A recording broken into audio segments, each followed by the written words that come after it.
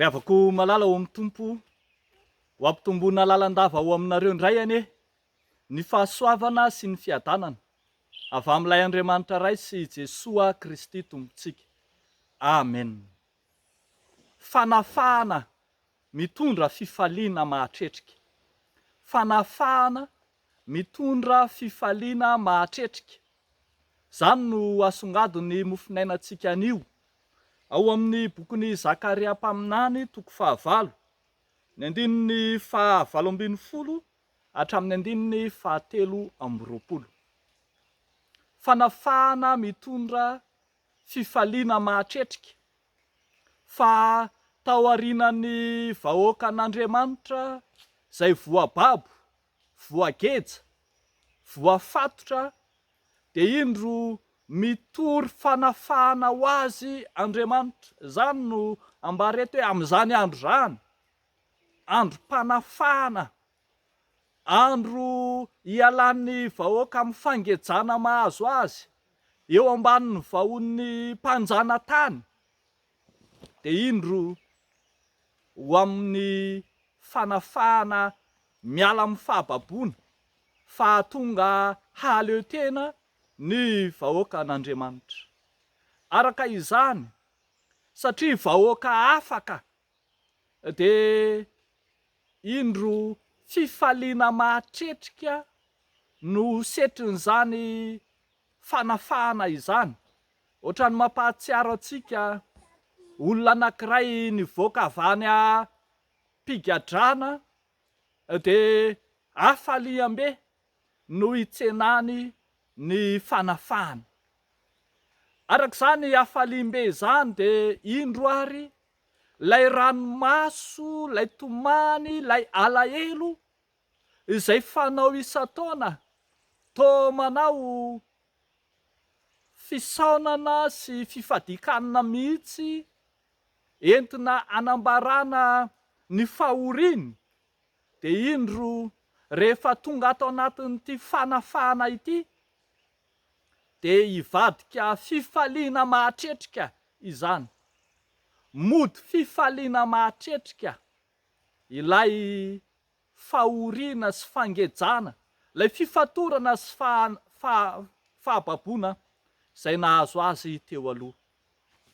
Mody fifaliana arak'izany ny fahorian'izy ireo, ka raha niantso andro fifadikanana isan-taona fahiny, dia indro ambara eto ny valiteny manao hoe izao no lazain'i Jehovah tompony maro, ny fifadikanana amin'ny volana 14 sy ny fifadikanana amin'ny 15 sy ny fifadikanana amin'ny 17 ary ny fifadikanana amin'ny 10, dia samy tonga fifaliana sy firavoravona ary fotoana mahafinaritra avokoa ho an'ny taranaka Joda.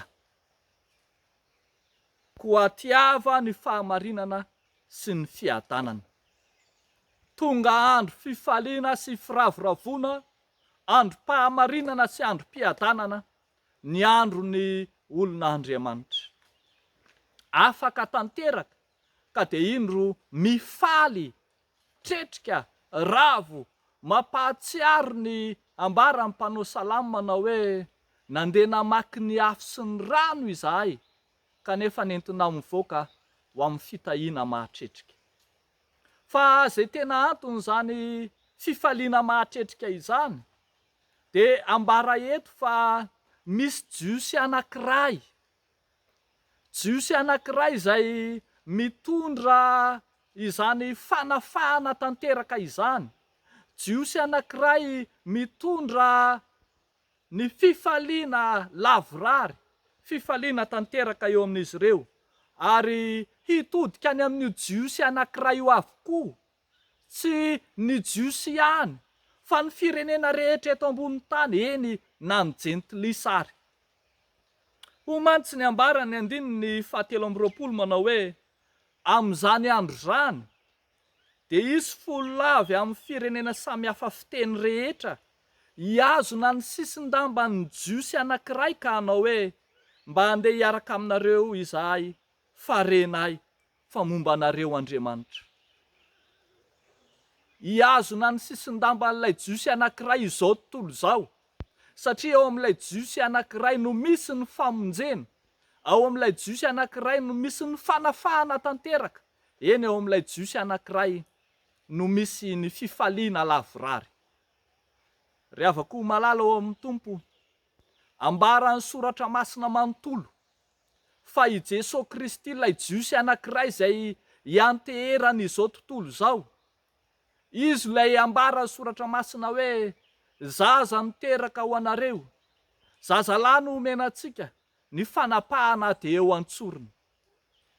Izy no fahatanterahana ilay fifaliana lehibe any an-danitra, fa izy ilay zaza mitoetra eo am-pihinanam-bilona voadidina lamban-jaza, hitondra fifaliana lehibe ho an'ny olona rehetra. I Jesosy Kristy no mahafaka fahoriana ny olona. Jesosy Kristy no afaka mitondra ny enta mavesatra izay rehetra mitaraina.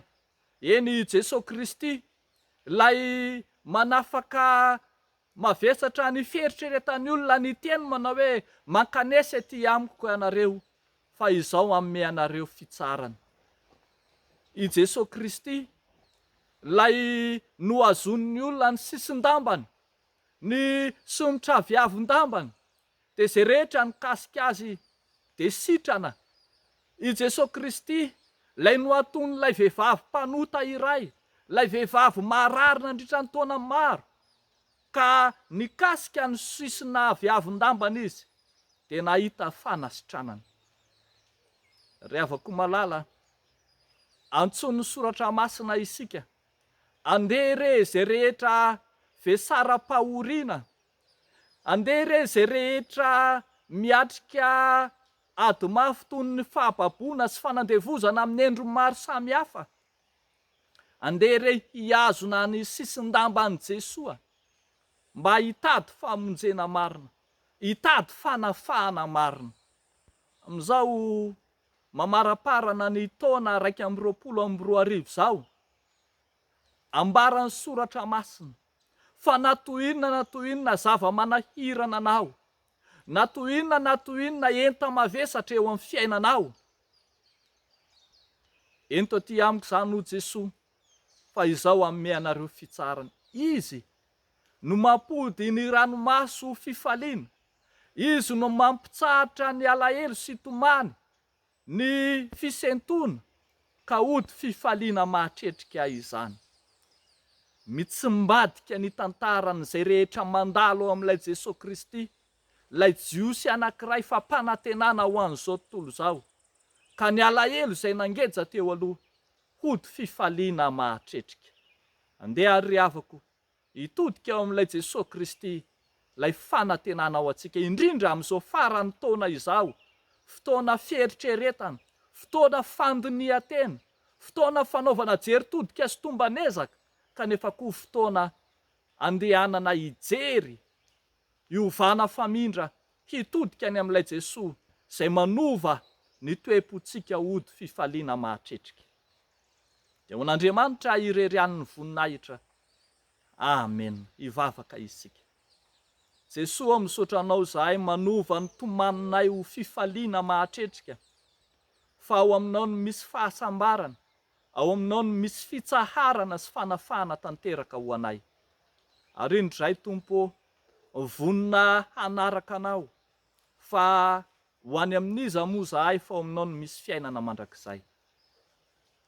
Raiso Tompo ny fanoloran-tenanay, raiso ny fikasanay, raiso ny fanapahan-kevitray, anaraka anao indrindra ampitsahatra ny fahazarany ratsy amin'ny endriny maro samihafa, ka anaraka anao Jesosy. Tehirizo madio ary izay Tompo amin'izao andro anio izao, mba tsy ho voasarony loto samihafa indrindra amin'izao farany taona izao. Arovy amin'ny ratsy rehetra, arovy amin'ny fitaomany ratsy, arovy amin'ny asan'ny maizina sy ny asan'ny Satana rehetra. Ampifaly anay ianao amin'ny fifaliana tanteraka. Dia ataonay sy angatanay amin'ny anaran'i Jesosy izany, ary tahinao ny kristianina rehetra ho afaka hijoro vavolombelonao tokoa, ka ho vavolombelon'ny teny ho vavolombelon'ny asa mahatoky eo anatrehanao. Amin'ny anaran'i Jesosy no anaovanay izany mivavaka izany. Amen.